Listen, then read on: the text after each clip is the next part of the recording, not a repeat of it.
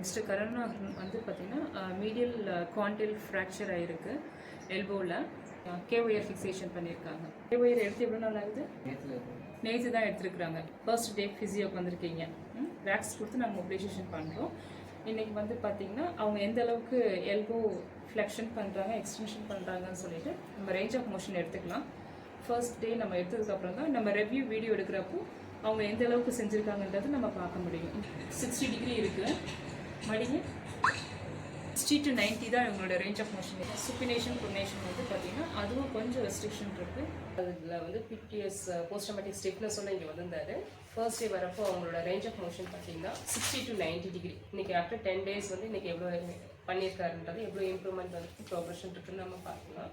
இருக்குது 20 degrees, 20 5 to 135. என்ன feel பண்ணுறீங்க நீங்கள்? சாட்டிஸ்ஃபைடா? Okay, fine.